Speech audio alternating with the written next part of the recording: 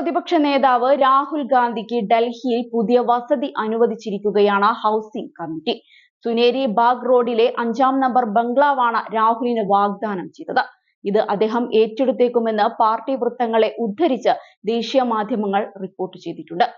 ലോക്സഭാ പ്രതിപക്ഷ നേതാവ് എന്ന നിലയിൽ type 8 ബംഗ്ലാവിന് അർഹനാണ് Rahul Gandhi.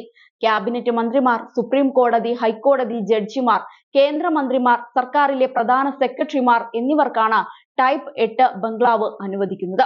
22 Akbar road, 7 Safdarjung road വസതികളായിരുന്നു Rahul Gandhi ആവശ്യപ്പെട്ടത്. എന്നാൽ അനുരാഗ് ഠാക്കൂറും രാംമോഹൻ നായിഡുവുമാണ് ഈ വസതികളിലുള്ളത്. ഇതോടെയാണ് സുനേരി ബാഗ് റോഡിലെ വസതി രാഹുലിന് വാഗ്ദാനം ചെയ്തത്. കഴിഞ്ഞ ദിവസം രാഹുലിന്റെ സഹോദരിയും AICC ജനറൽ സെക്രട്ടറിയുമായ പ്രിയങ്ക ഗാന്ധി ഇവിടെ സന്ദർശനം നടത്തിയിരുന്നു. സുപ്രീം കോടതി ചീഫ് ജസ്റ്റിസ് DY ചന്ദ്രചൂഡ് രാഹുലിന്റെ അയൽക്കാരിൽ ഒരാളായിരിക്കും.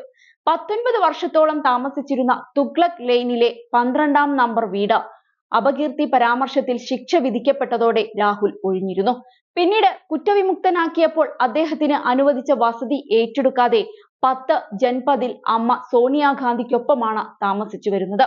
2020-ൽ ഗാന്ധി കുടുംബത്തിന്റെ SPG സുരക്ഷ പിൻവലിച്ചതിനു പിന്നാലെ 35 ലോധി റോഡിലെ വസതിയിൽ നിന്ന് ഒഴിയണമെന്ന് പ്രിയങ്ക ഗാന്ധിയോട് സർക്കാർ ആവശ്യപ്പെട്ടിരുന്നു. 1997-ലാണ് പ്രിയങ്കയ്ക്ക് ഈ വസതി അനുവദിച്ചത്. 2021-ൽ ഗാന്ധി കുടുംബത്തിന് നൽകി വന്നിരുന്ന SPG സുരക്ഷ പിൻവലിക്കാൻ കേന്ദ്ര സർക്കാർ തീരുമാനിക്കുകയായിരുന്നു. പ്രധാനമന്ത്രി ഒഴികെ മറ്റാർക്കും SPG സുരക്ഷ നൽകേണ്ടതില്ലെന്നും സർക്കാർ തീരുമാനിച്ചു. അതേസമയം ഇതിനിടയിൽ ബജറ്റ് അവതരണം ഇപ്പോഴും കത്തി നിൽക്കുകയാണ്. ധനമന്ത്രി നിർമ്മല സീതാരാമൻ പാർലമെന്റിൽ അവതരിപ്പിച്ച 3-ാം മോദി സർക്കാരിന്റെ ആദ്യ ബജറ്റിന് പിന്നാലെ പ്രതികരണവുമായി പ്രതിപക്ഷ നേതാവ് രാഹുൽ ഗാന്ധി എത്തിയത് ശ്രദ്ധേയമായിരുന്നു. കുർസി ബച്ചാവോ ബജറ്റ്, അതായത് കസേര സംരക്ഷിക്കാനുള്ള ബജറ്റ് എന്നാണ് രാഹുൽ ഇതിനെ വിശേഷിപ്പിച്ചത്. കോൺഗ്രസിന്റെ പ്രകടന പത്രികയും മുൻ ബജറ്റുകളും കോപ്പിയടിച്ചെന്നും രാഹുൽ എക്സിലൂടെയുള്ള പ്രതികരണത്തിൽ കുറിച്ചിരുന്നു. കസേര സംരക്ഷിക്കാനുള്ള ബജറ്റ്, സഖ്യകക്ഷികളെ പ്രീണിപ്പിക്കാനായി മറ്റ് സംസ്ഥാനങ്ങളുടെ ചിലവിൽ അവർക്ക് പൊള്ളയായ വാഗ്ദാനങ്ങൾ നൽകുക എന്നാണ് രാഹുൽ ഗാന്ധി എക്സിൽ കുറിച്ചത്. അദാനിയെയും അംബാനിയെയും പ്രീതിപ്പെടുത്തുന്ന ബജറ്റാണെന്നും ഇരുവരുടെയും പേര് പരാമർശിക്കാതെ രാഹുൽ കൂട്ടിച്ചേർത്തു.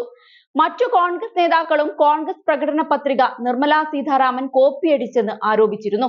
അതേസമയം ഇന്നത്തെ നീതി ആയോഗ് യോഗത്തിൽ പ്രതിപക്ഷ മുഖ്യമന്ത്രിമാർ മാറി നിന്നതും ശ്രദ്ധേയമായി.